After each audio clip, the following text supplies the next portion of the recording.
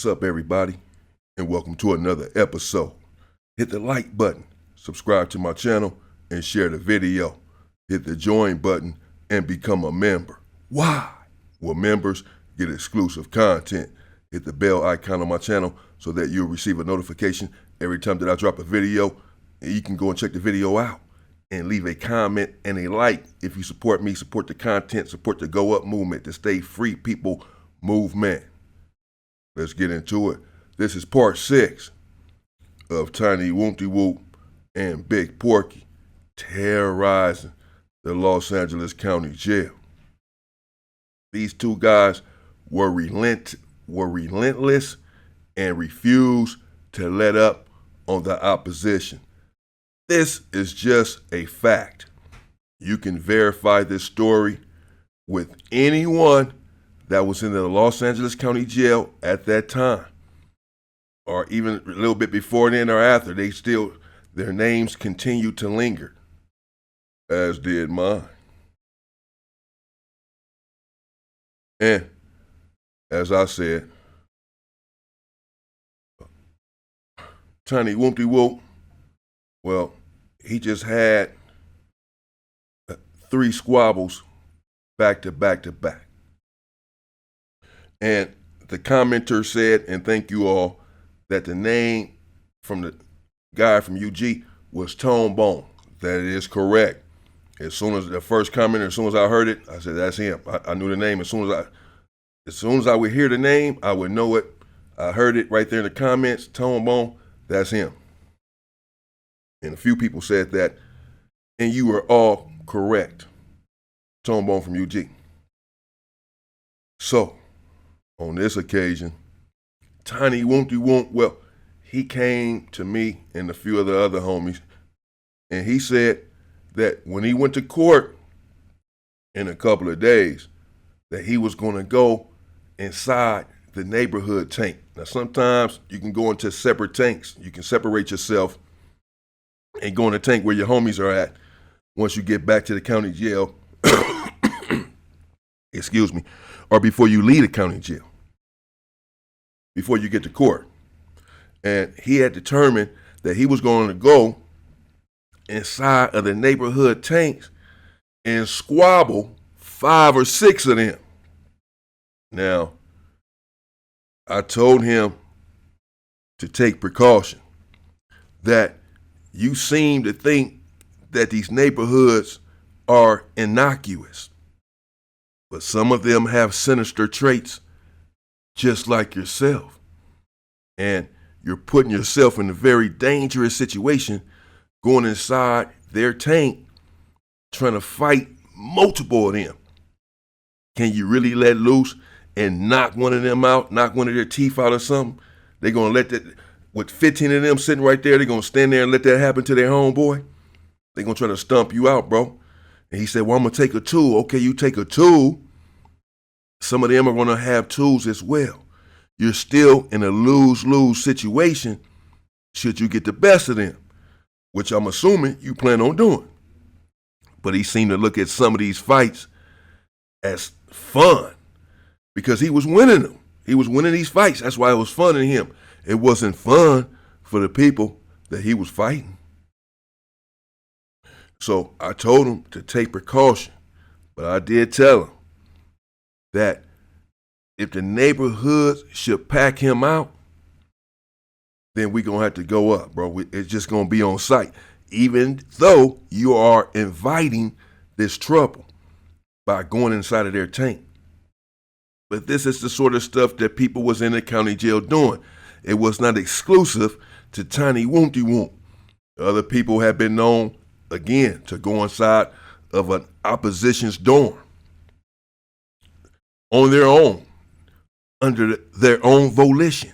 They would go in the opposition's dorm to fight 7 or 8 of them. But again, you're putting yourself in a precarious position, to say the least. But Tiny Woomp was determined. A few of the neighborhoods had apparently sent word, tell him to bring his big old badass up in here then, since he's so tough. because he had squabbled pretty much all of the dudes that was going to be inside of the court tanks. But they wanted a rematch. But apparently they wanted a little cover as well. A few of their comrades around with them with tiny Woompty Woomp lurking. And the day, well, it came.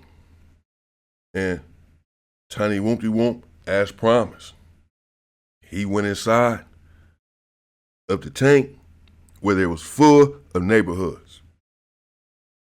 And they welcomed him in. Now, I know it wasn't Key Rock, because I was in High Desert with Key Rock for a while, and I know him from back in the days. But I believe his name was Kill Rock. I'm going to have to ask someone. He ended up coming to Delano with me as well. Dark-skinned dude, little bullshit mohawk with size. Probably was about 33, 34 years old, 35 maybe, 32 even, something like that. I believe his name was Kill Rock. I was in Wayside with him, and he was in the county jail. I know that he was one of the ones there inside the holding tank.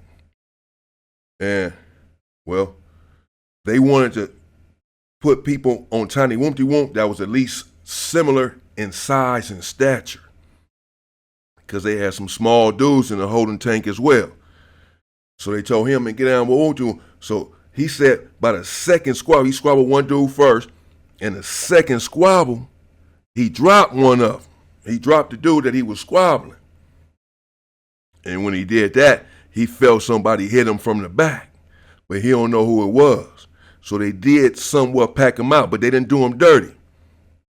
But someone came from behind and hit him, and they told him, man, let him up, let the homie up. He said, I'm gonna let him up.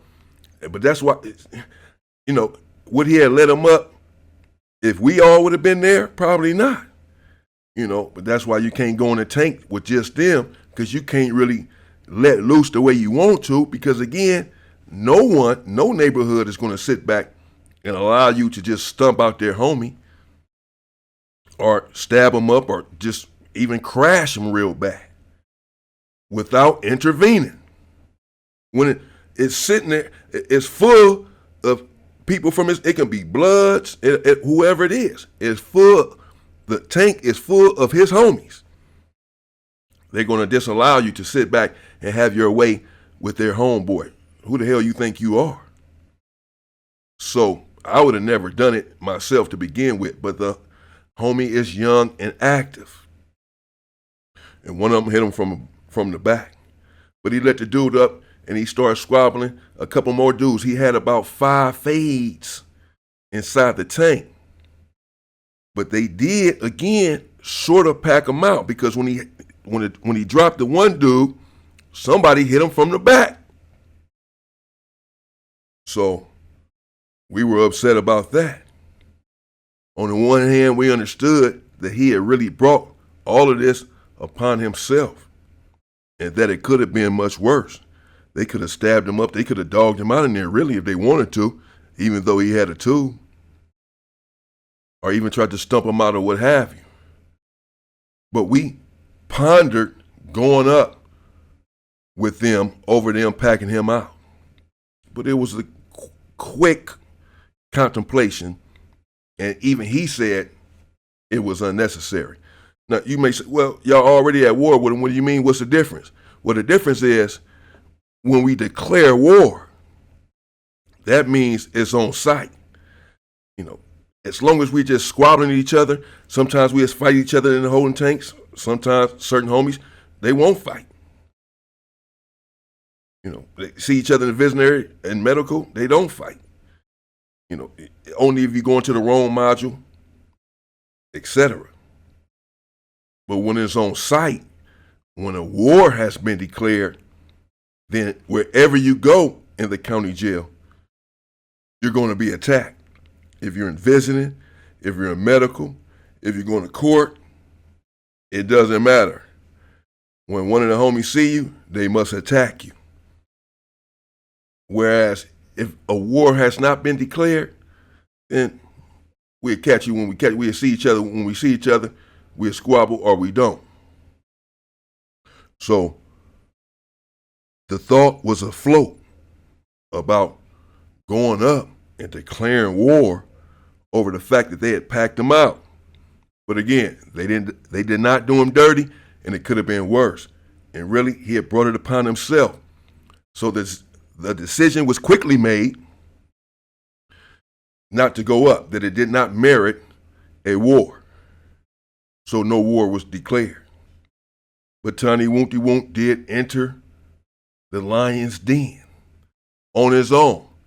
He went inside of the tank and he squabbled 5 or 6 of them.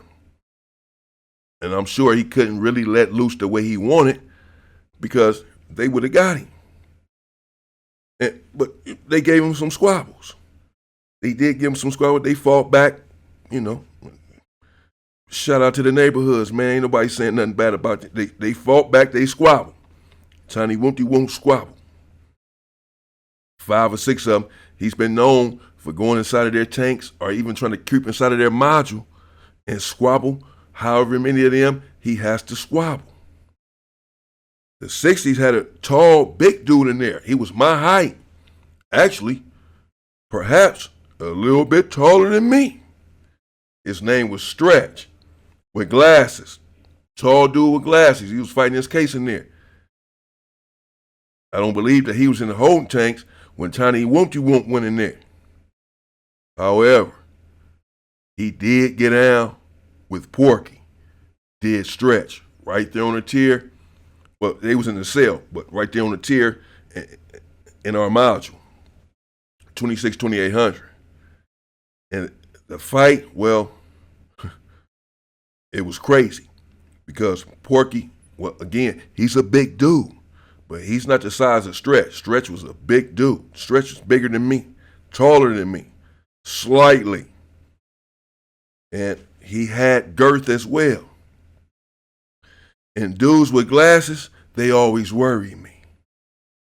Something about them, man. I always watch them because they real slick. And a lot of them got a lot of gangster in them. And Stretch, well, he was no different. He reminded me of such a character. And Porky called him out and told him, you know what it is, as soon as he hit the tier. Regardless of your size, bro, I'm squabbling all opposition. You're in opposition. We got to squabble. They'd already known each other, though. From Wayside or something. They may have even got out in Wayside, but I'm not for sure about that. So Stretch said, well, okay, for sure, bet. Let's do it. And the fight was on. And the fight was crazy.